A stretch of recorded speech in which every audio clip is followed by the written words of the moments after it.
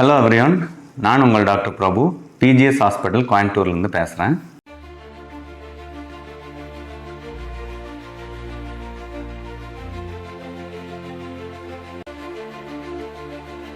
So இன்றைக்கி ஒரு very இன்ட்ரெஸ்டிங்கான ஒரு சப்ஜெக்ட் பற்றி இன்றைக்கி நம்ம உங்கள்கிட்ட டிஸ்கஸ் பண்ணலான்ட்டு இருக்கேன். அது என்ன அப்படின்னா, எங்கள்கிட்ட நிறைய பேஷண்ட் வந்து ஒரு மூச்சு திணறலோடு வருவாங்க.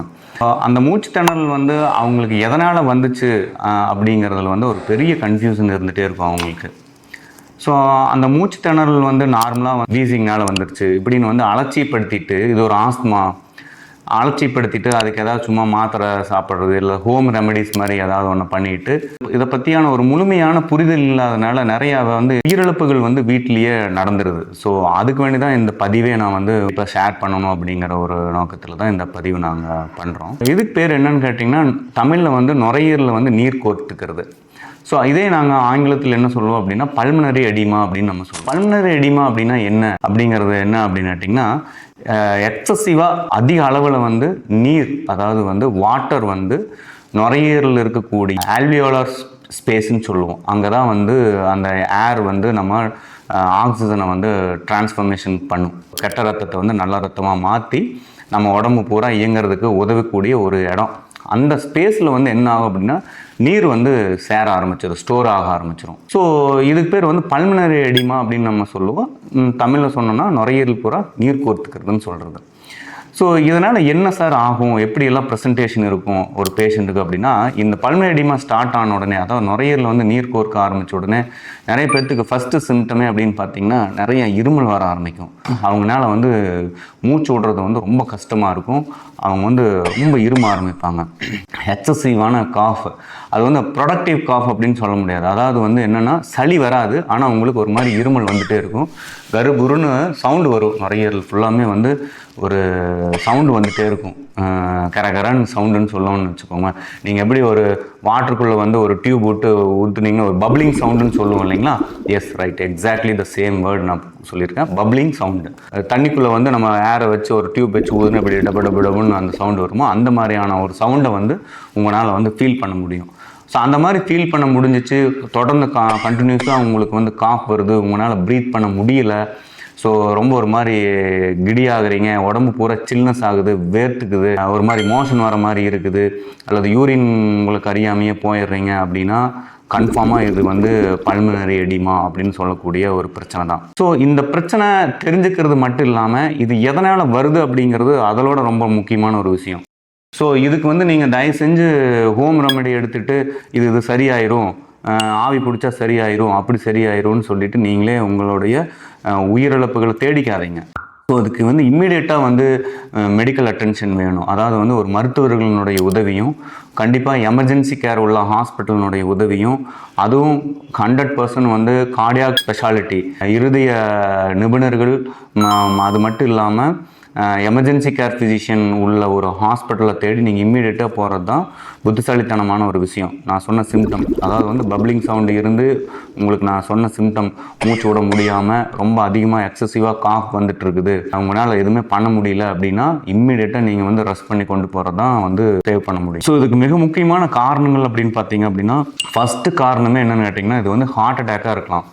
150% வந்து இந்த பல்மனரி எடிமா வந்து டெவலப் ஆகிறது வந்து ஹார்ட் அட்டாக்னால தான் வரும். ஸோ அதனால் வந்து நீங்கள் இதை அலட்சிப்படுத்திக்காதீங்க. ஹார்ட் அட்டாக் எனக்கு வலி இல்லை, மூச்சு விடுறதுக்கு தான் கஷ்டமாக இருந்துச்சு, இருமல் வந்துட்டு இருந்துச்சு அப்படின்னு சொல்லி அலட்சியமாக விட்டுறாதீங்க. இந்த சிம்டம் வர்றதுக்கு காரணமே, முக்கியமான காரணமே வந்து ஹார்ட் அட்டாக் தான். அதுவும் இதயத்தினுடைய லெஃப்ட் வென்ட்ரிக்கிள்னு சொல்லுவோம். இடது பக்கத்துக்கு இருக்கக்கூடிய பகுதியில் வந்து ரொம்ப மோசமான டேமேஜஸ் நடந்திருக்கும். அது என்னென்னா, அந்த இதயத்துக்கு போகிற முக்கியமான இரத்த குழாய்கள் வந்து அடைப்பு ஏற்பட்டிருக்கும். அப்போ ரத்தம் வந்து இதயத்துக்கு போதுமான அளவுக்கு போகாது. அப்போது இதய தசைகள் வந்து கம்ப்ளீட்டாக டேமேஜ் ஆகிருக்கும். அப்போ இதயம் என்ன பண்ணும் அப்படின்னு கேட்டிங்கன்னா, இங்கேருந்து ரத்தத்தை வந்து நுரையீரலுக்கு, உடம்புல இருக்கக்கூடிய ரத்தத்தை வந்து நுரையீரலுக்கு தள்ள முடியாமல் போகும். ரெண்டாவது, இது எல்லாமே ஒரு சைக்கிள் மாதிரி தான், நீங்கள் நல்லா புரிஞ்சுக்கணும். இதயம் அப்படிங்கிறது வந்து உடம்புல இருக்கிற கெட்ட ரத்தத்தை பூரா ரிசீவ் பண்ணி இதயத்திலிருந்து அந்த கெட்ட ரத்தத்தை பம்ப் பண்ணி நுரையீரலுக்கு கொடுக்கும். நுரையீரலில் வந்து நம்ம சுவாசிக்கிறோம் இல்லைங்களா, இன்ஹலேஷன் எக்ஸலேஷன். ஸோ இந்த எக்ஸேல் பண்ணுறப்போ கார்பன் டை ஆக்சைடு வந்து வெளியே வந்துடும், இன்ஹேல் பண்ணுறப்போ வந்து நீங்கள் ஆக்சிஜன் வந்து உள்ளே இழுப்போம். அப்போ இந்த ஒரு டிரான்ஸ்ஃபர்மேஷன், கெட்ட ரத்தத்தை இதயம் வந்து நுரையீரலுக்கு கொடுத்த உடனே ஆக்சிஜனை கொடுத்துரும், பிளட்டில் இருக்கிற கார்பன் டை ஆக்சைடு நீக்கப்படும். ஸோ இந்த டிரான்ஸ்ஃபர்மேஷன் நடக்கும். அப்போ நல்ல ஆக்சிஜன் கிடச்ச உடனே லங் என்ன பண்ணுன்னா நல்ல ரத்தத்தை வந்து திரும்பவும் இதயத்துக்கு கொடுக்கும். இதயத்திலேருந்து பம்ப் ஆகி வெளியே போகும். அப்போது இந்த மாதிரி ஒரு ஒன்று டிபெண்ட் ஆகி தான் இருக்கும். இதயத்திலேருந்து ரத்தம் கெட்ட ரத்தம் நுரையீரலுக்கு வரும், நுரையீரலேருந்து நல்ல ரத்தம் இதயத்துக்கு வரும், இதயத்திலேருந்து திரும்பவும் நல்ல ரத்தம் உடம்புக்கு கொடுக்கும். உடம்பு யூட்டிலைஸ் பண்ணிக்க ஆரம்பித்ததுக்கப்புறம் திரும்ப அந்த கெட்ட ரத்தம் இதயத்துக்கு வரும், இதயத்துலேருந்து நுரையீரலுக்கு போகும், நுரையீரலேருந்து ஹார்ட்டுக்கு வரும். ஸோ இந்த மாதிரி ஒரு சைக்கிளில் நடந்துகிட்டே இருக்கும். அப்போ இது எல்லாமே கரெக்டாக போயிட்டு இருந்துச்சுன்னா உங்களுக்கு எந்த பிரச்சனையும் இல்லை. அப்போ இது ஹார்ட் அட்டாக் வந்த உடனே இதய மசில் டேமேஜ் ஆனோடனே இதயத்தினால அது போதுமான அளவு பம்ப் பண்ண முடியாது.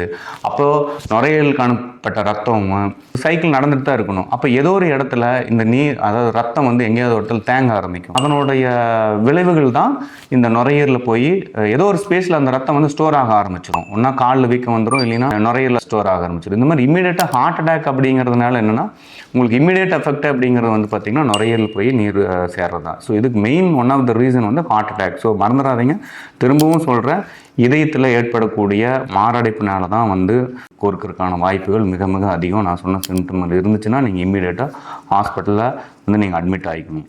ஸோ ரெண்டாவது வந்து இது வந்து ஹை பிபினாலையும் வரலாம். அன்கண்ட்ரோல் ஹைப்பர் டென்ஷன் இருந்துச்சுனாலும் உங்களுக்கு வந்து சம்டைம்ஸ் வந்து நுரையீரலில் வந்து நீர் கோர்க்க ஆரம்பிக்கலாம். இல்லை இது எல்லாம் இல்லாமல் பார்த்தீங்க அப்படின்னா ஒரு சில இன்ஃபெக்ஷியஸ் டிசீஸ்னாலையும் வரலாம். நிமோனியா போன்ற வியாதிகள் வந்து நுரையீரலில் தொற்று அதிகமாக இருந்துச்சுன்னா நுரையீரல் காரணமே வந்து ஒரு பல்மனரி எடிமா வந்து டெவலப் பண்ணலாம். அது இல்லாமல் என்னென்னா ஒரு சிலர் வந்து பார்த்திங்க அப்படின்னா நிறையா வந்து இந்த ட்ரெக்கிங், அதே மாதிரி ட்ராவலிங் வந்து ஹை ஆல்டிடியூடில், மலைப்பகுதிகளில் ரொம்ப நாள் ட்ராவல் பண்ணுறது, இந்த மாதிரிலாம் இருக்கிறப்ப அங்கே வந்து ஆக்சிஜன் லெவல் கம்மியாக இருக்கும். ஸோ அந்த மாதிரியான டைம்கள்லேயும் வந்து உங்களுக்கு வந்து நுரையீரல் வந்து நீர் கோர்க்கறதுக்கான வாய்ப்புகள் வந்து இருக்குது. இதையும் தாண்டி பார்த்திங்கன்னா ஒரு சிலருக்கு வந்து ஒரு சில மருந்துகள் எடுக்கிறப்போ அல்லது ஒரு சில டாக்ஸின்ஸ்னால வந்து நுரையீரல் வந்து நீர் கோர்க்கறதுக்கான வாய்ப்புகள் இருக்குது. ஸோ இன்னும் 2 காரணங்கள் முக்கியமானதை நம்ம பார்த்திங்க அப்படின்னா ஒரு சிலருக்கு ஹார்ட்லேயும் ப்ராப்ளம் இருக்கும். அதே டைமில் வந்து கிட்னி இன்ஜுரி, அக்யூட் கிட்னி இன்ஜுரின்னு சொல்லுவோம். ஸோ அந்த மாதிரி சடனாக வந்து கிட்னியில் ஏற்படக்கூடிய பாதிப்புகள்னால கிட்னியில் வந்து ப்ராப்பரான ஒரு பர்ஃப்யூஷன் இல்லாதனாலையும் வந்து சம்டைம்ஸ் வந்து என்னென்னா ரீனல் ஷட் டவுன் போகும். அந்த மாதிரி டைம்லையும் வந்து நம்மளுக்கு நுரையீரலில் நீர் கோர்க்கறதுக்கான வாய்ப்புகள் வந்து ரொம்ப அதிகம். ஸோ இது எல்லாம் இல்லாமல் ஒரு சில டைமில் வந்து செஸ்ட்டில் வந்து நெஞ்சு பகுதிகளில் ஏற்படக்கூடிய ட்ராமான்னு சொல்லக்கூடிய இன்ஜுரிஸ்னாலையும் வந்து நுரையீரலில் நீர் கோர்க்கலாம். பட் மற்றது எப்படி இருந்துச்சுனாலும் இந்த ஹார்ட் அட்டாக்னால வரக்கூடிய நுரையீரலில் நீர் கோர்க்கிறது வந்து ரொம்ப அதிகம். ஸோ இது வந்து நான் நிறைய பேஷண்ட்டை நாங்கள் பார்த்துருக்குறோம். சார் இல்லை சார் லைட்டாக காஃப் வந்துச்சு, நாங்கள் நினச்சிக்கிட்டோம் இது ஏதோ சளி ஆஸ்துமா அப்படின்னு நினச்சிக்கிட்டோம். பக்கத்து லோக்கல் டாக்டர்கிட்ட போயிட்டு பார்த்தோம். ஸோ அவங்க வந்து ஆஸ்துமாக்கு உண்டான மெடிசன் தான் நாங்கள் மோஸ்ட் ஆஃப் த ப்ரிஸ்கிரிப்ஷன் பார்த்துருக்குறேன். அவங்க இது ஒன்றும் இல்லை, நெபுலைசேஷன் கொடுக்கலாம், ஆவி பிடிச்சிங்கன்னா சரியாயிரும் அப்படின்னு சொல்லி தான் அந்த மாதிரி தான் இன்ஜெக்ஷன் போட்டுட்டு ஒரு சிலர் வந்து மிஸ் பண்ணிடுறாங்க பேஷண்ட்டோட இதை. ஸோ இதை நான் தவறாக சொல்ல வரல.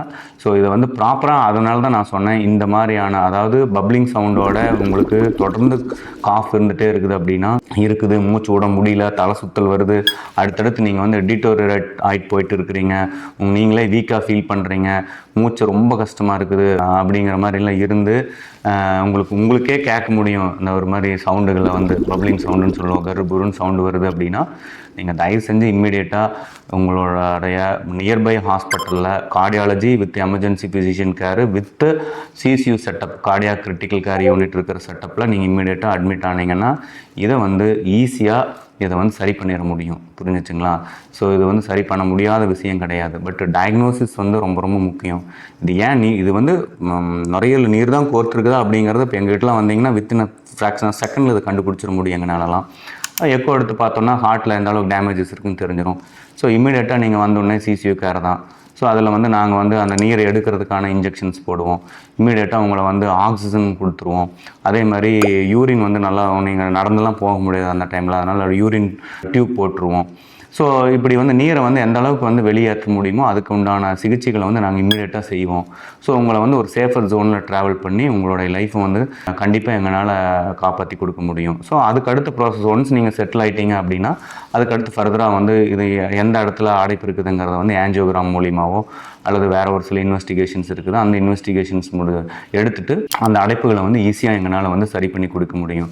ஸோ அதனால் பல்மனரி எடிமா அல்லது நுரையீரலில் நீர் கோர்க்கிறது அப்படிங்கிறது ஒரு சாதாரண ஆஸ்துமா அல்லது ஒரு நுரையீரலில் தொற்று அப்படிங்கிற மாதிரியான நீங்களே உங்களுக்கு செல்ஃப் டயக்னோசிஸ் பண்ணாமல் இம்மீடியட்டாக ஹாஸ்பிட்டலில் போய் அதுக்கு தேவையான ட்ரீட்மெண்ட்டை வந்து வித்தின் நீங்கள் எவ்வளோ ரஷ் பண்ணி சீக்கிரம் ஹாஸ்பிட்டல் கொண்டு வந்து சேர்க்குறீங்களோ அவ்வளோ தூரம் வந்து அது வந்து ரொம்ப ரொம்ப நல்லது. இந்த வீடியோ நீங்கள் பார்த்து உங்களுக்கு பிடிச்சிருந்துச்சுன்னா மற்றவங்களுக்கு நீங்கள் ஷேர் பண்ணுங்கள். ஏன்னா இது வந்து நான் நிறைய பார்க்குறேன். என்னோட 25 இயர்ஸ் ஆஃப் எக்ஸ்பீரியன்ஸில் வந்து நிறைய பேஷண்ட் இதில் வந்து தவறு விட்டுறாங்க, இழந்துடுறாங்க. ஸோ அதனால் இந்த வீடியோ நான் இதை பதிவு பண்ணணும்னு ரொம்ப நாளாக நினச்சிட்டு இருந்தேன். இன்றைக்கி இதுக்கான சான்ஸ் இருந்துச்சு. வந்து நீங்கள் பார்க்குறவங்க இந்த நாலேஜ் எடுத்துக்கோங்க, இது தெரியாதவங்களுக்கு தெரியப்படுத்துங்க. ஸோ எங்ககிட்ட ரெஸ்ட் பண்ணி இந்த பிரச்சனையோடு வந்தீங்கன்னா இம்மிடியேட்டாக எங்கள் பிஜிஎஸ் ஹாஸ்பிட்டல் வந்து 24/7 ரெடியாக இருக்கிறோம். என்ன விதமான எமர்ஜென்சி கேரையும் எங்களால் மேனேஜிங் இப்போ இருக்கிற கண்டிஷனில் பண்ண முடியும் வித் கேத்தலாக் ஃபெசிலிட்டிஸோட. தேங்க்யூ. நன்றி, வணக்கம்.